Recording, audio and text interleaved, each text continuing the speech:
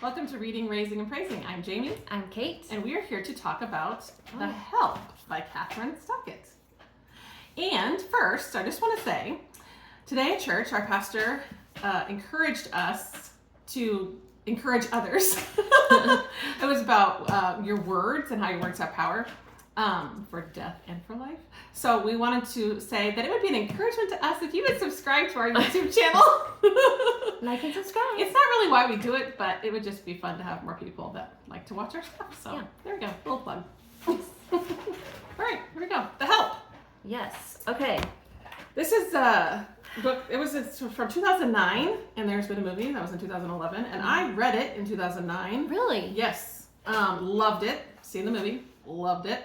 But obviously I forgot some because it's been a long time. Yeah. Like over 15 years. So I forgot some details, but I wanted to keep reading. It's like I kind of knew what was going to happen, but at the same time, it's like it didn't. You kind of forget the details a little bit.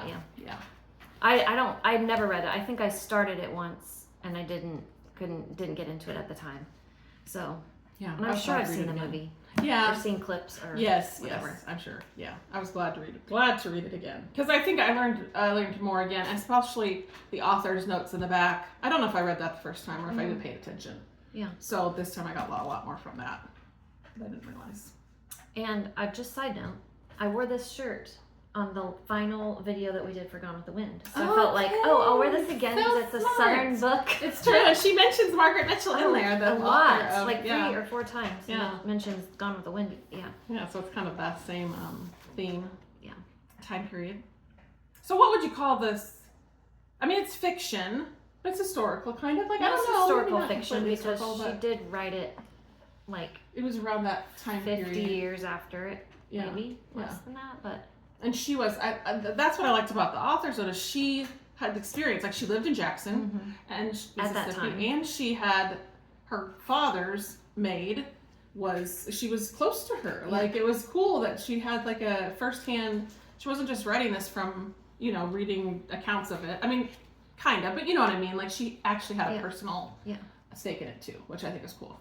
And I kind of wondered if this wasn't sort of an autobiography in that, like, obviously it's very fictionalized, but because Skeeter becomes a writer. Yes. I just wondered if that was kind of played into it. Yeah. Her story a little bit. Yeah. True. And she said that she read a book about other maids, like accounts of what they. So I think that was probably based off of some real stories. Right. So I think it's obviously totally fiction, but still based off of what it could have been like. Yeah. Yeah. There you go. It's a very long book. It is a long book, but I was like, you don't get bored. I just didn't want to put it down almost. No, I know, exactly. Yeah. So it's because it goes into the characters really well and the different maids and their different white women or whatever, you know what I mean? Yeah. Like they're different people that it just goes into detail. It's neat to see the different relationships. And I kind of knew some of that, like obviously with Gone with the Wind or other stories about moms back then are so different than moms are now. Very hands off back then. So the domestic help raised their kids. So no wonder they just got so close to them. Like that's a huge relationship bond there. I can't imagine. And those were some of my favorite scenes. I have a quote, but those were some of my favorite scenes. We're just like Abilene interacting with Mae Mobley. Yeah, so cute, so sweet. Yeah, just like their own children. They raise a lot of children. Yeah. Let's see. So, that's one of my first thing is that there's so much food in this. Yeah, there is. So I wrote down a lot of that, but one of the first things I wrote was about Minnie's caramel cake, and we were working on making caramel cupcakes, and they're in the oven right now. So you'll have to stay tuned to see about that. Yes, that's video coming. I did not make the chocolate. Oh yes, one. I mean, I'm sure it would be good the right way. I saw a recipe online that was like was it a pie? I think it was chocolate pie. Yeah. The clean one. Yeah. Or something. Yeah. So I was like, okay. Yeah, that's fun in the movie to see that. Yeah. That part. The movie was really, really good with the. Like, I think it followed. Some movies like Gone with the Wind. Not You could never. Oh my gosh, I just couldn't. But this one is really good. Okay. Yeah. I'm anxious to It'll help bring it to life, I feel like, maybe more. see it. Oh, your first quote is exactly my same one. Okay, do it. She's talking about praying, and Abilene, she writes her prayers, which I love, and she prays for a lot of people. Like, she's the prayer warrior. Mm-hmm. But she talks about praying for Miss Skeeter. I know the conversation will continue the next time. That's the way prayer do. It's like electricity. It keeps things going. Mm-hmm. I love that. Her faith is, that's what's neat about those women, too.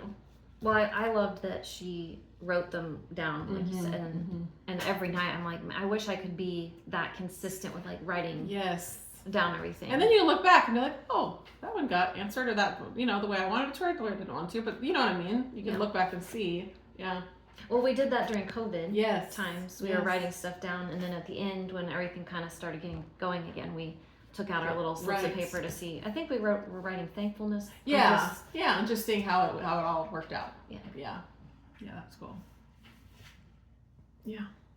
Well, then then later on in that same page, they were talking about people who were healed and how Abilene was like she was some kind of healer or something. Yeah. And she said, but that ain't me. That's just prayer.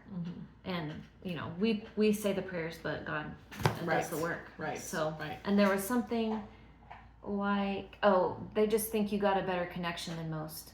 We all on a party line to God, but you sitting right in his ear. Yeah. So I was remembering how Mom said they had a party line when they were growing up. Yes. I remember it too vaguely, just at the grandparents' house. And hearing it one time, you could hear the other person. You're like, what is happening here? Yeah. Very interesting. I can't imagine. I know. Phones, then we're just so different anyway. It's just very interesting. Yeah. Think of how far we've come. I mean, we've been watching Seventh Heaven. Yeah. And even then, not a lot of people had cell phones. I mean, there's like a scene in this 4th season, but, it was just, I can't imagine that not having cell phones now. Like, how much we've changed anyway. I know. Like when we used to go, like when I drove when I was 16, there was no cell phones. One time my car broke down on the side of the road. I had to rely on a stranger. Like my parents had no idea what was going on. Yeah. Because how are they? You know what I mean? But I lived to tell about it. But I think nobody thinks ahead anymore, and nobody prepares for stuff like your car breaking down. What are you gonna do? No. Right. They just are like, well, I'm just gonna call AAA because I can. Yeah. What if you were in no cell service? I know. I don't know. The battery was dead. It's true. People don't have to problem solve anymore because they have their phone too, and then they're like, tell me what to do about blah. Yeah. I'm guilty of using it sometimes too, not for that, but like for lesson planning. Yeah. I mean, I do it too. Yeah, that's a good point. I was just the next part. You go because you have some stuff before mine. I don't know. I need to say it all. Some of these little lines were just so cute. I don't know. All I know is I ain't saying it. I don't even know what they're talking about. And I know she ain't saying what she want to say either. And it's a strange thing happening here because nobody's saying nothing, and we still managing to have a conversation. And I want to hear their accents. That was the part about sometimes when you want to listen to the book while you're reading it because you want to hear Gone with the Wind. I had to listen to it while I was reading it because the accents make a difference. I did get the audiobook on CD to listen if I couldn't get this read in time. Yeah. But I should just put it in and just to hear what it was like. Yeah. Hear each person, characters. Yes. I wrote a list of random stuff they talked about: double door refrigerators, KitchenAid mixer, air conditioning, that whole part of the air conditioning. Yes. And dishwashing machine. Yeah, in the South with the air conditioning, I can't imagine it's so hot. I mean, today it's so hot here. Yeah. I couldn't imagine not having air conditioning. No. And there was a time when we didn't even have. When I was a kid, it wasn't we didn't have window units. Yeah. And even at school, you would have heat days because they didn't have heat, or they didn't have any heat because they didn't have air conditioning at school. Yeah, crazy. You were used to it, though. Yeah. I mean, because you were in it. And their bodies were used to it. Right, back in the day, their bodies were used to it, whereas now we just aren't it's too much. We're complainers. I think this is Constantine talking to Skeeter. She says, ugly, live upon the inside. Ugly, be a hurtful, mean person. Is you one of them peoples? And then later in the conversation, but with Constantine's thumb pressed in my hand, I realized I actually had a choice in what I could believe. And I thought it was interesting, the parallel between Constantine and the word constant. She was her constant companion and her person when she was growing up, and then to have her just leave. I can understand why she was just always asking, like, what happened to her, Mm-hmm, you know? Mm-hmm. I know. And then she was so mad. Like her second mother. I mean, these are like their mothers. Mm-hmm. They are as close as mothers, which is interesting because but I think that was just a society and a cultural thing because these women, a lot of the maids were mothers as well too, Mm-hmm. and they cared for these kids like they were their own when their mother didn't. So why, it's just weird. Yeah. It's so interesting. But there's just the standard of like you just played bridge and you did this and you dressed up and you just that's just the way it was. Yeah. Nobody questioned it at the time. You know what I mean? Just a cultural thing. Was it Hilly that actually did like interact with her kids? I mean, she did. I think Heather she did the most. The other son's name? Yeah. Yeah, she did the most, I feel like. So it was interesting because she was so she horrible. Was the worst. You know, and then she actually... I think she actually liked her kids a little bit. Yeah. Where some of them you could tell they didn't like them. Like, get her away from me. Like, I can't handle it. Like, they didn't even know, they didn't know what to do. Because they hadn't done enough. Like, because the maid had been there since birth and was taking care of them all the time. It's crazy. But, again, culture. I just like the publisher, Mm-hmm. Elaine Stein. Yeah. And there's that, write about what disturbs you, particularly if it bothers no one else. Yes, that's good. I just thought that was interesting. Mm-hmm. That's good. That's what we were talking about today, about encouraging and building people up. Oh, where are you? Right here. This is what you have. No, that's not. I was talking about something else. So you should say that. Okay, so this is my favorite scene, I think, because it's challenged me to speak life into my kids.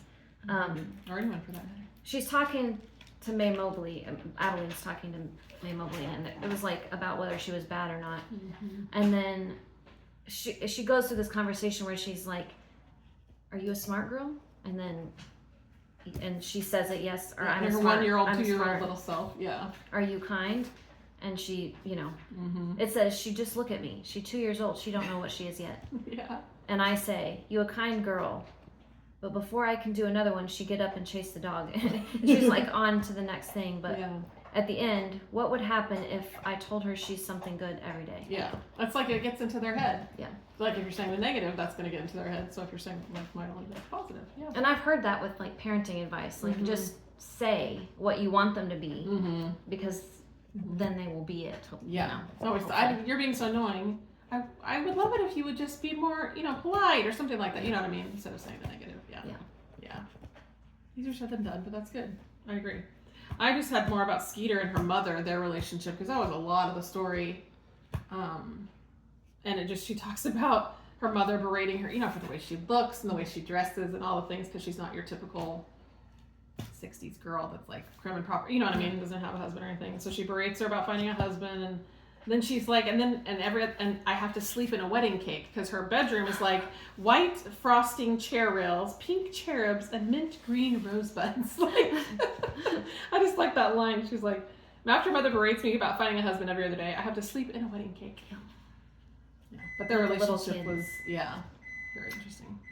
That's my cake alarm. I'm gonna go check the cake. Yeah, be right back. One moment. Okay. Not quite time. Yeah. Where were we? Okay, you say, let's talk about that. Because that'd be interesting. This one? No, right here. Oh, the other. Yes. So I always write down other books that are mentioned, but like Life magazine and To Kill a Mockingbird. That one was listed several times. Yes, and we're going to read that next, which is kind of crazy. So I'm like, how fitting is this that we're going to read that next? And it was on Abilene's TBR. Yes. So yes.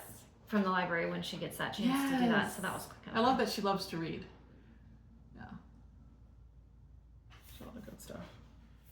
I don't know how many page numbers. I just think this is funny because she drives to that date in the truck with the machinery on the back of it.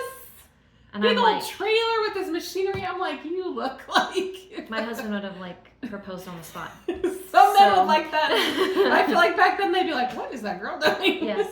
And then how he like says she smells and stuff. I don't know. I know. It's just crazy. Rough. Yeah. She clearly isn't. Yeah. In that frame of mind. Oh, on her reading list was The Souls of Black Folk, Emily Dickinson, any of her poetry, The Adventures of Huckleberry Finn, and Sigmund Freud. Yeah. Very diverse list.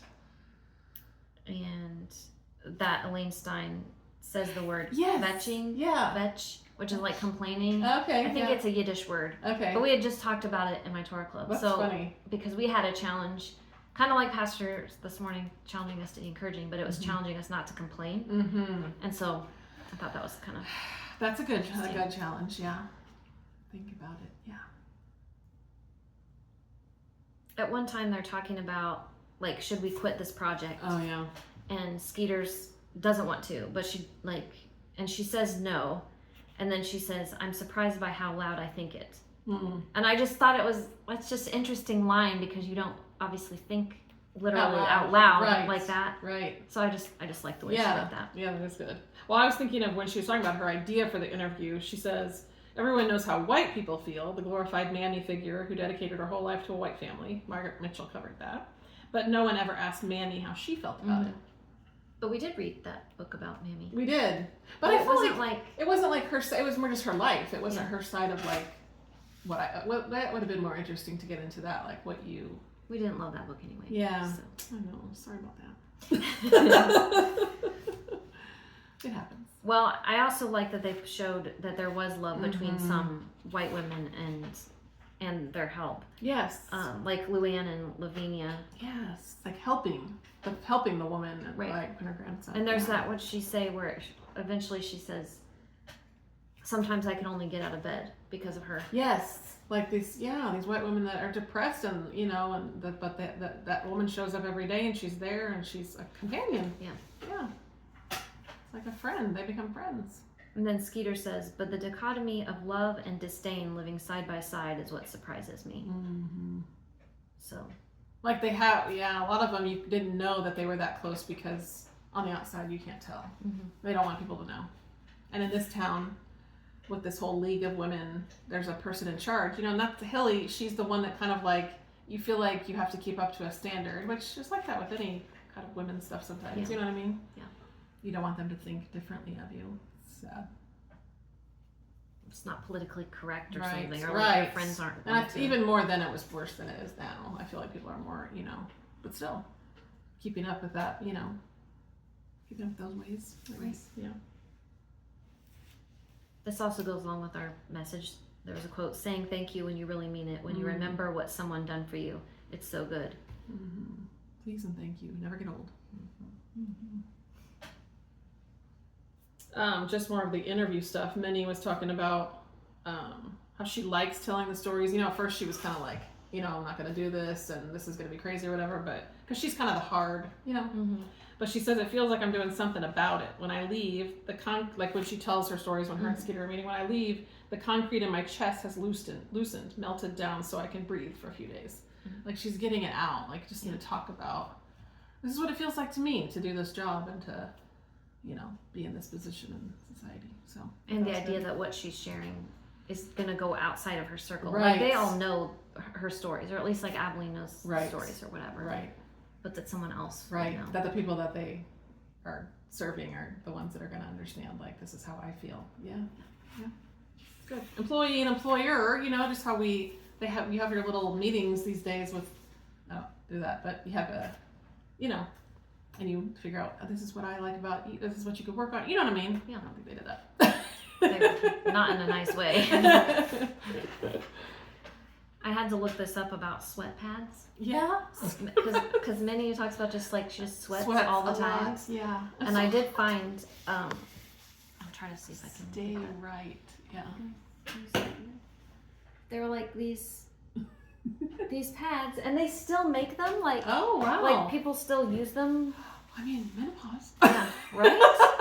They're like adhesive ones now. You like stick to your clothes. Because if you as men do that, and it's normal for men, but not for women. It doesn't look good. Yeah. But you do sweat there. But if you were like on TV or like in a position where people were looking, and you don't have these like wets. Like a teacher, how you always have that man teacher and he breathes at his arm and you're like, oh no, that's things, you know what I mean? But women get that too because we all sweat. Yeah. It's hard. It is what it is. Yeah, that's interesting.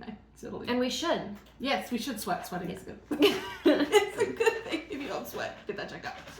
Okay. Moving on. This was so Miss Celia and Minnie, very interesting, very sad.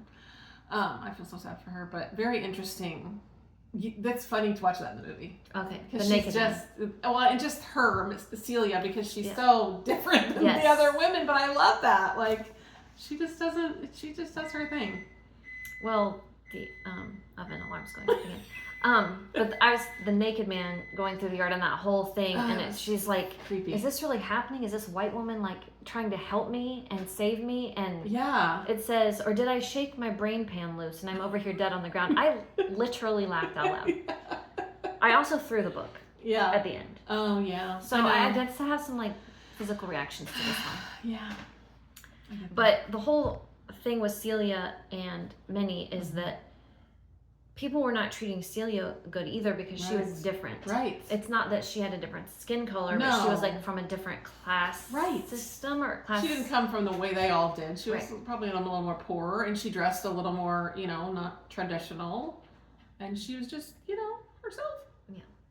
And she didn't have kids yet, and so she really couldn't have kids. She had a lot of losses. So, it's just sad. You just feel bad for her being all alone, too. She kind of lived in the country where not everybody was coming, nobody would invite her over, and like, give the poor woman a chance. She just wants to be helpful. Yeah, and she would call them every day and be like, what can I do to help? I mean, she's just trying. Yeah.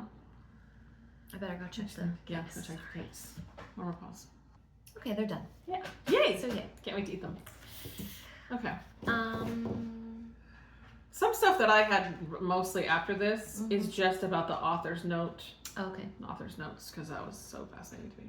Well, I'll try to get through my last. Yeah, I don't have very many. No, you couldn't. All I'm saying is kindness don't have no boundaries. There's that whole discussion about boundaries between the help and the women and the... Anyway. I mean, just that time of the world, too. Skeeter says, I guess I gotta go, I say, even though I'd rather spend the rest of my life right here in Abilene's cozy little kitchen having her explain the world to me. That's what I love about Abilene. She can take the most complicated things in life and wrap them up so small and simple they'll fit right in your pocket. Yes, I did. I could imagine her cozy little kitchen with their tea and you know what I mean. Just And it wasn't like. I mean, at first it was difficult because they were awkward and Abilene didn't know like how much to. Yeah. But once they just opened up, it was like the floodgates. I feel like, and then it was like then they were really good friends. Yeah. Yeah, it's really sweet. This was fun. The whole party that they went to was just funny. Yeah. Weird. Yeah. Stamps were 6 cents. 6 cents. I mean, What was that other thing? I skipped it earlier. Zip codes. They talked about zip codes and how those were like new at that time. I was like, and the telephone numbers themselves were different. Oh, it was so weird. Yeah, I mean, and now that we have to. Weren't ours always? I mean, I know we didn't use the area code, we did, but we've always had 7 digits. Yeah, I mean, as long as I can know, but I know that my grandparents had that. Whatever those 4 digits or whatever it was with the letters. Yeah.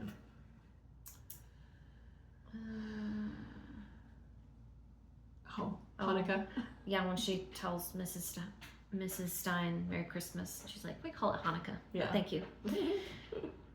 Virginia.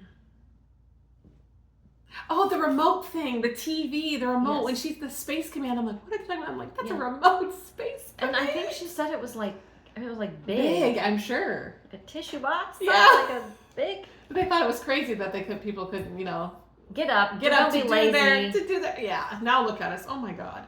We get so mad when the stinking internet is like 2 seconds long. What's wrong with the internet? Why is it not? But I think sometimes about what do we complain about now that later people will look back and think. True. True. I know. It is wild. I mean, cars driving, the fact that that's happening a little bit and probably will even be more. Driving themselves? Yeah, driving themselves, yeah. Without you really having to think about it. Scary. So that was, I think, I don't even know where this was, but they talked about silver patterns. Yes, the silver, the whole polishing and the, so fascinating. I went and found all 3 of the ones they talked about, but I know I can't remember which ones. I know this this Grand Baroque on the last one was at the end of the book. They talked about it, but I just thought it was interesting to see. I know China patterns were like a thing. Like you had different, but I never realized that you had silverware. I know. such a big deal. I really miss that about, like, I feel like I would have liked that about just the properness and the making things special, because we have china that we don't even hardly use because we don't ever have special, like, we always think it's going to be a special thing, and sometimes it's like, let's just have it on for dinner because, you know, I think you've done that. Yeah. And it's just, yeah. I wish that, we did stuff more like that was special. Well, we have our Christmas dishes that we use at Christmas. Yeah. Only at Christmas time. But I bring them out like right after Thanksgiving, and we use only those for all of December. Because you want to get your use out of them. Exactly. Yeah. That's like Christmas mugs and all that. Yeah. Oh, thanks. It's true. Oh, it's so different. I can't remember if I don't think I reposted this on Instagram, but we read something, little meme about what makes a book 5 stars. Yes. Did I send that to you? Yes. And one of the things was like, I threw it. Yeah. I threw the book. Yeah. And I did that with, what is that book about, the Spanish flu that we read? Oh, yes. As Bright as Heaven? Yes. Oh, I love that book. I threw that book. Yeah. Literally. I could throw that book. Well, too. it was an ebook, so I carefully threw it across the bed. Across the bed. This one you threw in the yard. But I was just like, you know. Yeah. So I did give it 5 stars. Yeah, I was thinking that. I was like, what could I? And then I'm like, okay. And this is 2 books in a row. You've given 5 stars. That's what I said. I'm like, pretty is incredible. it 5 stars? Because that's 2 in a row. But it is good. This is the second time I've read it, and it's still, I could read it again. Well, there's a reason it was #1 New York Times Bestseller list. I mean, and it had a movie made. Yeah, you know it's big when it has a movie made. I feel like. Right. And she came out with a new book recently. I have it on hold. Yes, I do too. Let's put it on our list. Yeah. This might be a while before we get to that. Yeah. But it has really good reviews already. Yes, it does. I mean, she's just a good writer. But those are the only 2 books. I know. I don't know why she waited so long. I feel like this one. So if we talk about some of her notes, I feel like it's controversial. I think it's even more controversial now than it was in 2009. The way our world is. But she says in the note, like, I was scared a lot of the time that I was crossing a terrible line, writing in the voice of a Black person. Because she's not, but she was afraid I would fail to describe a relationship that was so intensely influential in my life. Like, that's how important it was to her. So loving and so grossly stereotyped in American history and literature. Like, she wanted to show a different side, even though there's those, we do see the bad stories too, but she also wanted to show the good stories. And, the love between the white families and the Black domestics. Like, I think that's important to see that too. And I think if she used that other book that was people's first-hand accounts, hopefully that, I'm assuming that influenced her how she wrote it. And I always think it's tricky when stuff's controversial, because you're like, this is how this person feels. Right. And this is how they imagined it to be. Right. It's not like, you can't just take it for, this is not a history book. This is not just, you know what I mean? It's completely fiction. That's what she said. But the fact that she said, I don't think it is something any white women on the other end of a Black woman's paycheck could ever truly understand. But trying to understand is vital to our humanity. Exactly. Just trying to understand what it was like. Yeah. Which I appreciate now more than I think I did the first time I read this. So it's just a different time in the world too. Like, see, this is why we read books. We go back and read them again in different times of what are going on in our world, because it's, it has a completely different view. Like the Bible. That's what I was going to say. I mean, every time we've read it how many times, different parts of it, and you're like, I've read Genesis, I know all about it, but every time you read it, it's something different, because you're at a different place in life. The world's in a different place, and you just see things differently. I'm on one today. The words right out of my mouth. So yes, we established 5 stars. Yeah. And it's hard not to. Yeah. What else?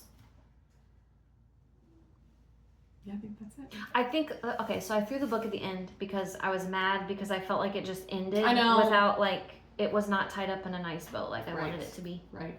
No, I agree. You're kind of like, okay. So what happened? What happened? You always want to know that after. Like, what happened when she moved to New York? But sometimes, like, it ends and you're like, I wish I knew what happened to later. But this was kind of like, it just stops to me. Like, to me, it just felt like it just was stopped. Kind of abrupt. Yeah. No, I agree. Because you're in it so much, and then you're like, okay, that's it. Like what's going to happen to Minnie? What's going to happen to Abilene? It's kind of like just, you know what happens as far as like how it all played out in the end, in history or whatever. I think I don't mind that I don't know what happens to Skeeter. I'm like, she probably does well. I'm just imagining in my head she does well. Yeah. She becomes a journalist. Yeah. and she maybe reunites with what's his name? We didn't even talk about that guy. Stuart. I know, but I think he didn't like the fact that she was doing this, so Yeah. he didn't see her. But maybe he would warm up to that. I don't know. I really wanted them to be together, but then the fact that he didn't support it, you know. But I didn't feel like he was very against it. Yeah. It just seemed like maybe at some point maybe she could like influence him to understand. Yeah, could be. Especially as the world changed. Like maybe he could, you know, be more influenced because things are different now. Let's just see where this goes. You know what I mean? At first, when he comes back after treating her so bad, I'm like, what's he about to do? Mm-hmm. I thought that maybe he was going to be mean. Yeah. Or like play a trick on her. Yeah. Or like be something. Yeah. So I was really nervous about that. They truly liked each other, I feel like, for sure. But it wasn't meant to be, I guess. But maybe, who knows? Okay, I could go on and on. But it's 30 something minutes. I know. So You're good. for your sake, Yes. let's stop. Yeah. Let us know what you thought of it. Yes. Like and subscribe. Just guess if it's fun for us. Yeah. Yeah. And Keep on reading, raising, and praising.